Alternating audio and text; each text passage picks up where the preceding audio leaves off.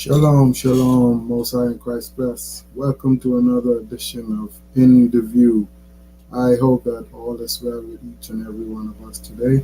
And today is a special day because we are now airing to our new platform, Facebook group that we call Eyes Wide Open. And so this morning we are going to continue from part one of our topic that we had done earlier. If you missed it, it's called Satan and His Minions. Satan and His Minions, and this would be part two. In part one, we would have looked at a video documentary by the maker Penny Lane, and it's called Hail Satan, where we saw them portrayed as a movement who are agitating to become a religion, such as the Baptists, such as all the other religions there across the whole earth. And so they desire, as I said, to be known and seen and legalized as a religion on par with the Baptists. And well, they call it the Christian. They don't just say the Baptist, they call it the Christian. And she documented their story, and at the end of her video, her documentary, she would become a sympathizer of these persons in the group because she had a varied and disturbed view of Christianity and religion as a whole, with a bad taste of it being something, desirable.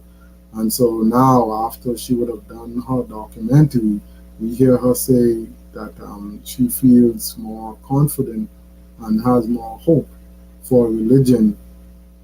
So it tells you she's been enticed. She has been enticed, such as many others.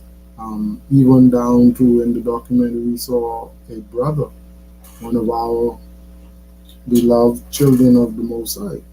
He was giving credence and giving hails to Satan as being a member, because he is saying, we are the outcasts. Those are the words that he used. We are the outcasts. But today we're going to, as I said, follow up on that topic, and we have another video that we're going to explore. It is a dramatized video. The first was a documentary. This one is a dramatized video, but it holds a lot of weight, carries a lot of fruit, has a lot of information, and it hits home for a lot of, well, I can assume for a lot of people, but it is evident in fact because it is biblically based truth, and it is society held, because throughout the whole of the earth we see exactly what this dramatized video is talking about. It is actual, it is factual, it is truthful. And when we get into it, I will try to give some insight and some information biblically to what the speaker in the video is alluding to. So with that being said, let's get to the video.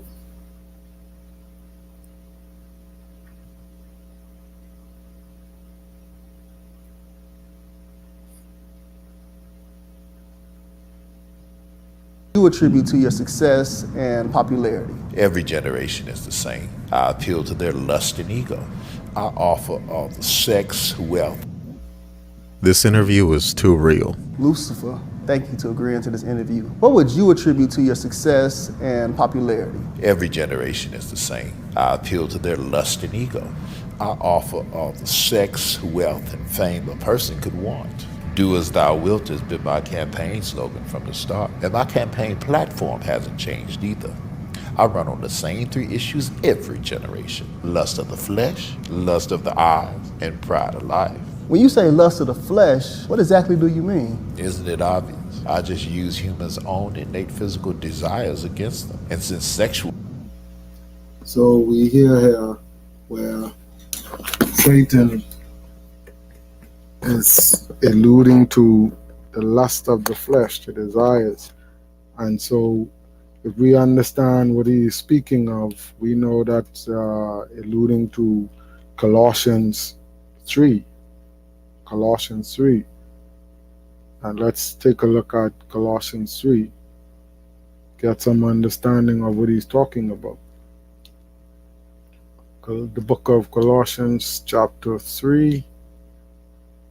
And we can start at verse 1. We'll start from verse 1. And it says, "If ye then be risen with Christ, seek those things which are above, where Christ sitteth on the right hand of the Most High God. Set your affection on things above, not on things on earth. For ye are dead, and your life is hid with Christ in the Most High God." Verse 4, "When Christ, who is our life, shall appear, then shall ye also appear with him in glory." Verse 5 says, "Mortify therefore your members which are upon the earth."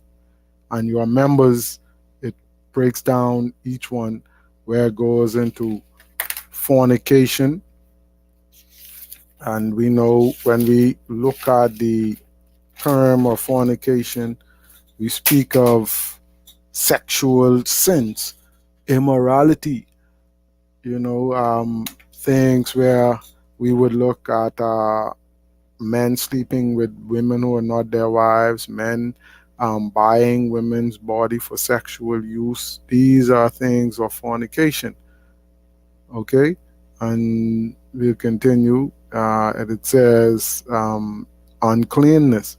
Uncleanness speaks to breaking of the dietary laws, eating all manner of prohibited foods. In we look in the Bible in the book of Leviticus, it tells us which foods we are not to eat, which foods we are supposed to eat. And so, the flesh tells us, okay, we can overlook that and just give in and eat whatever. Uncleanness also goes into partaking in things such as, when we have, what do you call it? Our women, when they have their bodily functions, and the scripture tells us we're supposed to set them apart from us for a certain time. And these people, they want to indulge themselves in these sexual unclean acts, because when a woman, let's just say when she's menstruating, we're not supposed to touch her. But we have these people out there, they overlook that, or they say, man, to hell with that. It comes upon them and they want to do it. Because if the sister looks nice, or even, not even a sister, it could be any female, if she looks nice and they want to engage her in sexual acts, they go into unclean. Then we have inordinate affection. Inordinate affection, again, is talking about, the lust of the flesh with sexual acts such as homosexuality, lesbianism, bestiality, when you want to have sex with animals. See, these are the things of the flesh that this video is speaking to. Okay, and then it goes into evil concupiscence. Evil concupiscence, meaning thoughts. You don't have to act on them, but just thinking them continually, it is a sin. Because when you see a sister, that's a brother's wife, and every time you're thinking of her, what you would like to do to her sexually, how she looks naked, these are evil thoughts of the flesh, concupiscence. And so these are the things we are admonished to stay away from. We also see covetousness. Covetousness, that's an envious spirit. When you desire something that one of your brothers or sisters has and you want it, that's covetousness. Okay? And so, yeah, we can go on to other things as we read further, but um, quickly, let's take a look at a reference to that. We'll go to, I think it's First Corinthians.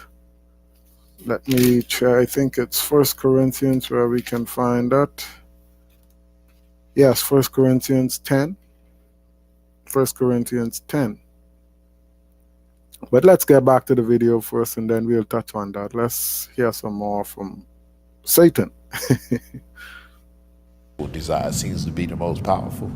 I usually run with that. Now, I didn't create sex, but I must say I've done a superb job at perverting it. Take pornography, for example. What I do is gradually get someone addicted to porn. And once lust has had its full work and he and she can no longer restrain themselves, they usually look to act out their fantasies on someone. And sometimes that someone is a child. Now, my plan plays out perfectly. That abused child will eventually turn to a life of promiscuity and perversion themselves, allowing me to continue my vicious cycle. And here's the kicker. Many of those abused girls end up right in the porn industry. Now, how's that for irony? Lust of the eyes. Can you elaborate? Humans are never satisfied. You always crave more. Bigger house, bigger car, more money, more power. The list goes on and on. I just take their natural ambitious desire, pervert it, and use it against them for their own destruction. My plan. All praises, you see? You heard what he said. That's like I alluded to in part 1 with Luke 22 and 31, where it says Satan desires you to sift you like wheat. And this is what he's talking about. You know, he penetrates you and he looks through you to see how he can subdue you, which things he can entice you with, in which ways he can get you. All praises. So that right there is a powerful statement. He looks at you as an individual and he breaks you down to see what he can tempt you with, what he can entice you with. And is to allow them to never be content. As long as I can keep them craving what others have, I can depend on them to argue, fight, even kill to get it. Humans are so easily tricked into jealousy. And you know what they say? Jealousy is as cruel as the grave. Pride of life. Now, how does this fit into your campaign platform? Humans are always on a quest for knowledge. I trick the first humans to seek carnal knowledge over godly wisdom, and it's worked like a charm every generation since. With more knowledge comes more pride, and you know. And this is so true, because we just saw the video earlier in part 1 where the documentary was speaking to these individuals, those who are deceived. You understand? Because if they only knew, but they don't know because they are blinded, they can't help themselves to the understanding of the fact that, you know, Satan has them blinded. We see that in 2 Corinthians 4 and 4. It says, let's take a look at that. 2 Corinthians 4 and 4. 2 Corinthians 4 and 4. Because so many people act out on doing things, not realizing why they're doing it.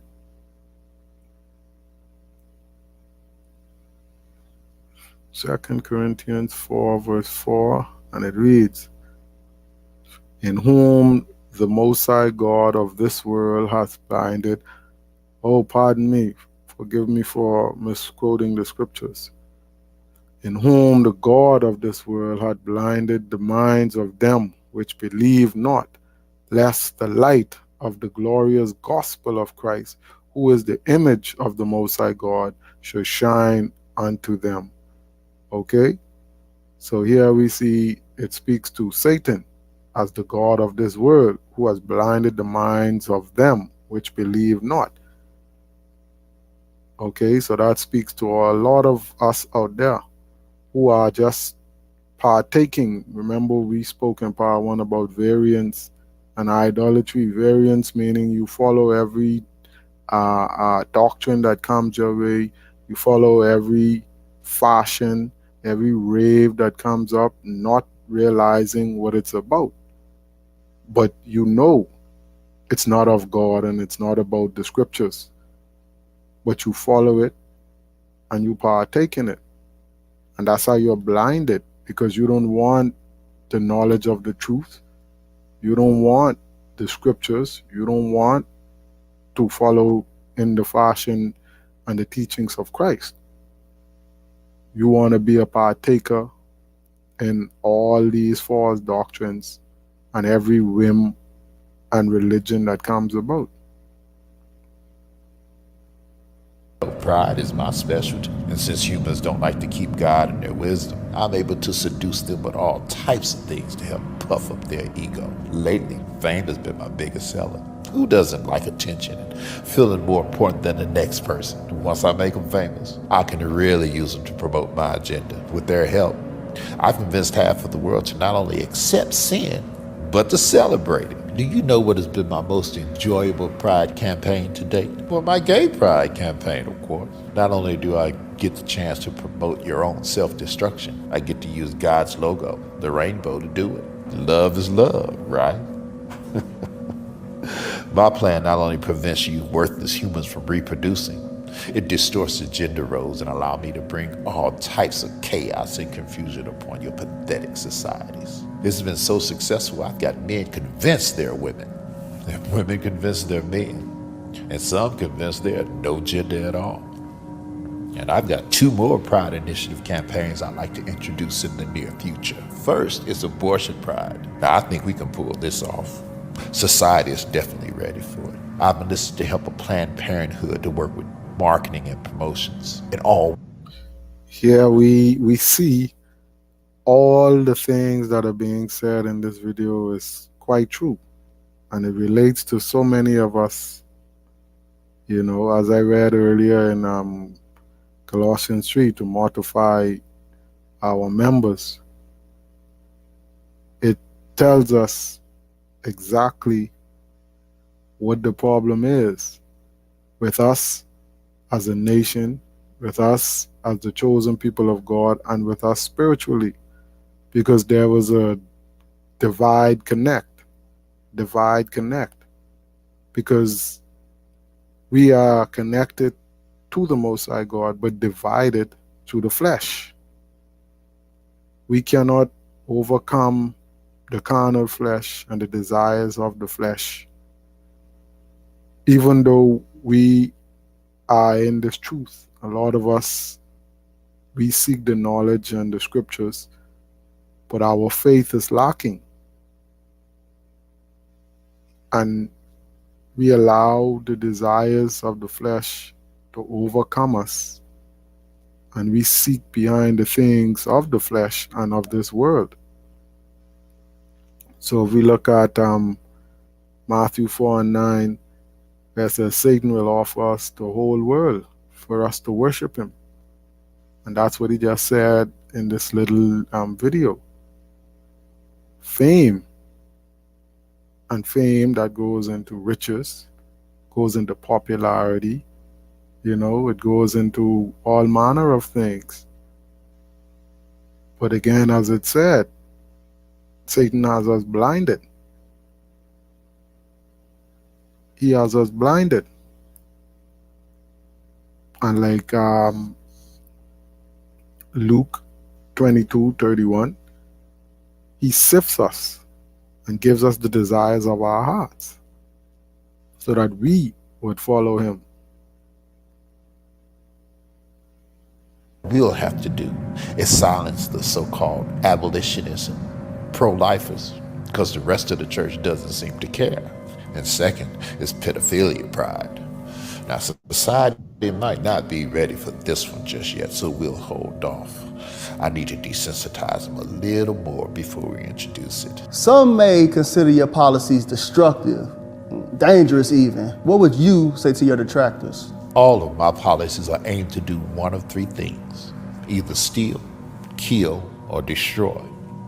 And if it's not doing one or all 3 of those things, then it's not my agenda, and I'm not promoting it. Okay. I'm happy you said that. It seems as if you promote your agenda differently to different ethnicities. If so, why?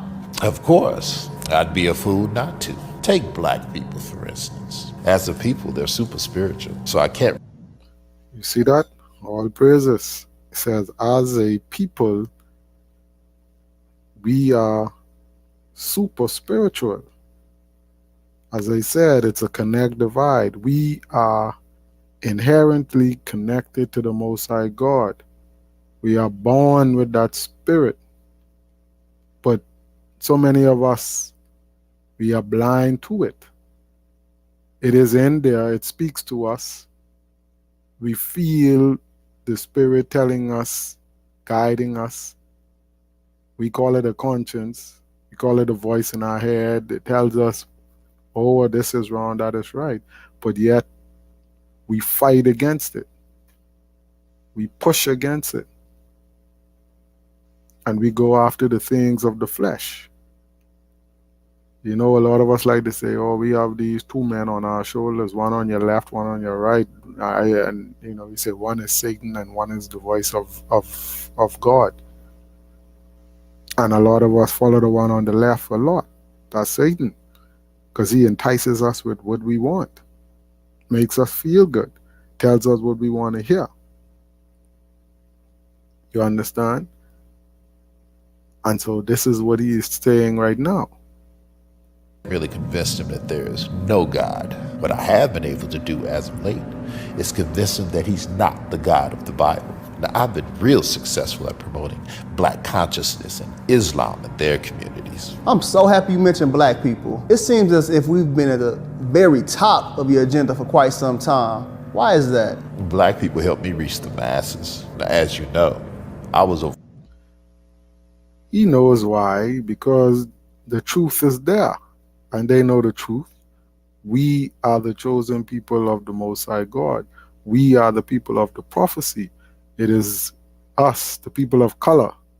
They're trying to figure out a way to control us, to restrain us, to defy the will of the Most High God, to keep prophecy from coming true, because it's when we as a nation and as a people chosen by the Most High God wake up and begin to discover who we are and we fulfill our duties, then the prophecies will begin to unravel more and become more evident and signify the coming of the Christ.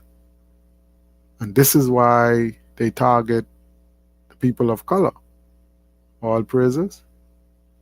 The music in heaven. My beats were so dope, I got over a third of the angels to follow me. I needed artists and entertainers to help me promote my message here. Who better than black people? Black people possess all the natural rhythm and music ability that I need, and it's easy for me to influence them with money since so many of them grew up without it. Another reason I target black people is because they're strong mentally and physically. If black men were to ever find their identity in Christ, I'd be in trouble. So I try my best to destroy the black family structure and keep black men away from his family and the church. Drugs and incarceration are a couple of my more popular means. Without the head of the household present, I can become the head and influence the children without too much resistance. So you mean to tell me that your policies are intentionally racist against black people? Racist? This has got to be the best law I've ever come up with. Now, I can't believe that humans still believe there are different races. But to answer your question, yes, it has always been my policy to target and isolate a group of people. And out of all my strategies, this skin color thing has worked the best. I definitely want to keep white people and black people separated. As long as I can keep black people bitter and white people offended, I'm good. Hopefully black people will never forgive. That way I can continue to use them. My question is, what role, if any, does your administration play in this black-on-black crime epidemic? Well, as great as my administration is, we can't take all the credit for this. Black people help us tremendously. By aborting so many of their babies, they allow us to bring death to their communities. As the Bible says, they sow the wind and reap a whirlwind. When implementing all of these policies, do you ever face any resistance or pushback? And if so, from who? One group in particular try to oppose every policy I try to implement. I would be so much further along in my agenda if it wasn't for them. Those pesky, born-again Jesus followers. They're a real thorn in my side. Every generation, they come together and try to dismantle one of my signature policies. Now, Yes, you see here now, he touches on the born again Jesus followers. And these are, well, we know the Christians. And we look at Luke chapter 11, verse 15, it says, any kingdom divided by itself will fall. And these Jesus followers, they are the Christians. And who helps the agenda of Satan more than the Christians? So that's one point right there you have to rethink. Because if you say they are hindering you, you're lying, because they are pushing your agenda more and more. It's like I said in video one, you have to know where you stand, whose side you ally on. Are you a minion of Satan, or are you follower of Christ, believe in the Most High? Because when you push the doctrine that the laws are done away with, you're an ally of Satan. When you push the doctrine that Sunday is the Sabbath day of rest and day of worship, then you're an ally of Satan. When you push the doctrine that God loves everyone and everyone can be saved, then you're an ally of Satan.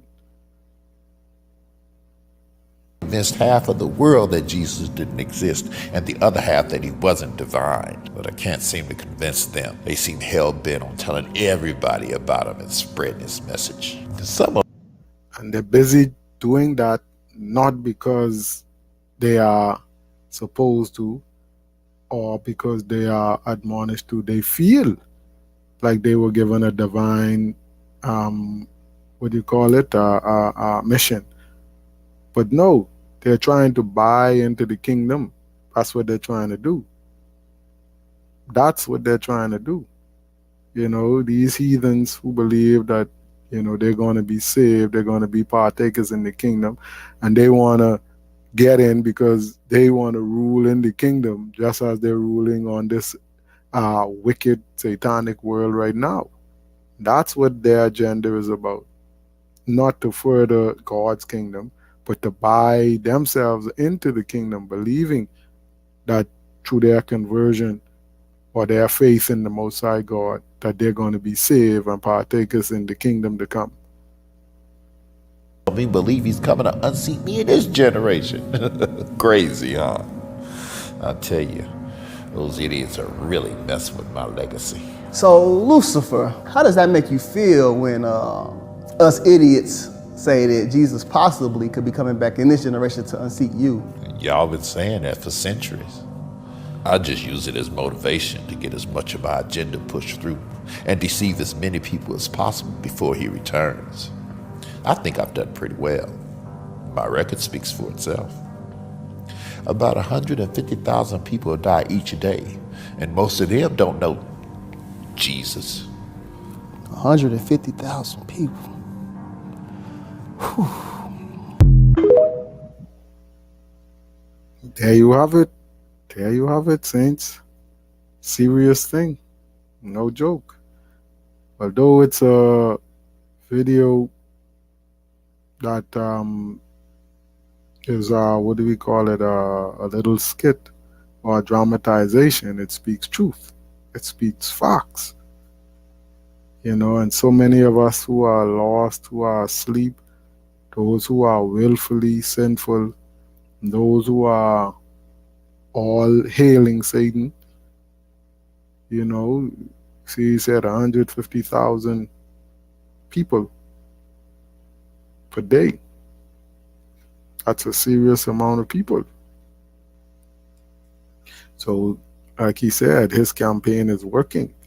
And we look at the earth today. Who do you see in power? Who do you see ruling? Who do you see it looks like is winning? Satan and his followers.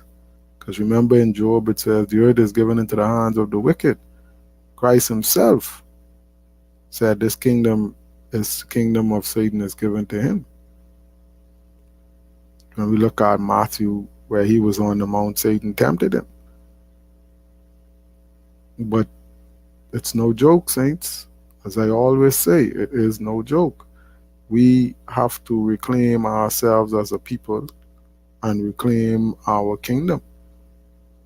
We have to work, put in the work, because no, not of ourselves can we change the world, but we can make a dent by beginning to come back to the law, statutes, and commandments, seek repentance, call upon the one true God, the God of David, the God of Isaac, the God of Jacob, the God of Moses, God of Abraham, our forefathers. That is the way we begin to get the wheel spinning, to bring these prophecies closer and closer to fruition. Because, the word says that when this truth and this word has gone to the four corners of the earth and every man has had a chance to hear it, then will the end time come. But until then, until we begin to wake up our brothers and sisters around the earth, we'll stay in these curses, stay being persecuted, stay being downtrodden. But let's look at what do I want? 1 Corinthians 10. Let's take a view before we end. Let's look at 1 Corinthians 10. 1 Corinthians 10, and we'll start at verse 1.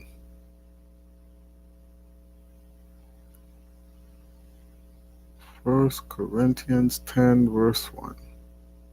And it reads, Moreover, brethren, I would not that ye should be ignorant, how that all our fathers were under the cloud, and all passed through the sea. Verse 2, and were all baptized under Moses in the cloud and in the sea, and did all eat the same spiritual meat, and did all drink the same spiritual drink, for they drank of that spiritual rock that followed them, and that rock was Christ. But with many of them God was not well pleased, for they were overthrown in the wilderness. And that's us today. Many of us, God are not pleased, because we're living the same lifestyle and the same way, the same traditions, the same fleshly life that our forefathers lived. Verse 6, now these things were our examples, to the intent we should not lust after evil things, as they also lusted. Neither be ye idolaters, as were some of them, as it is written, the people sat down to eat and drink, and rose up to play. All praises. You know what that means? They rose up to play, to engage in all fornication and all uncleanness. Neither let us commit fornication, as some of them committed, and fell in one day 320,000. You see, just like the video said, 150,000 a day. It was 320,000 back then. Verse 9, neither let us tempt Christ, as some of them also tempted and were destroyed of serpents. All praises. That's those idolaters. Verse 10, neither murmur ye, as some of them also murmured and were destroyed of the destroyer. Were destroyed of the destroyer. You know who that is? The destroyer we know is Satan, but in this aspect we're speaking of the Most High God. Verse 11, now all these things happen unto them for ensamples, and they are written for our admonition, upon whom the ends of the world are come. All praises. Wherefore let him that thinketh he standeth take heed lest he fall. Therefore hath no temptation taken you, but such as is common to man. See, that's what it's saying. It's nothing new. There's no new temptation. These things were happening to our forefathers back in the day. And from then to now, lots of them stood, many of them fell, but a lot of them stood. And so it's nothing new for us to be tried and tempted. All praises. It says, but God is faithful, who will not suffer you to be tempted above that ye are able. See, God knows how much you can take. He knows how much to put on you. He knows how far to go. But it's your test. You have to stand strong. All praises. but will with the temptation also make a way to escape. That's it. So whatever he puts on you, he gives you the way to escape. And the way to escape is in the word, the truth. Faithful. Stand strong. Stay in the spirit. Study the scripts. Know the dividing word of the Most High God. Stay in the statutes, the commandments, and the ordinances. That's your escape. Say that ye may be able to bear it. That's what it does. When pressure comes, temptation comes, you go to the word. All praises, go to the word. Verse 14, wherefore, my dearly beloved, flee from idolatry. Flee from idolatry. And that's what this foolishness is. Satanism, being a minion of Satan. You're partaking in idolatry because you're worshiping something outside of the Most High God. Blasphemy and idolatry. But with that, we say shalom, Most High in Christ bless.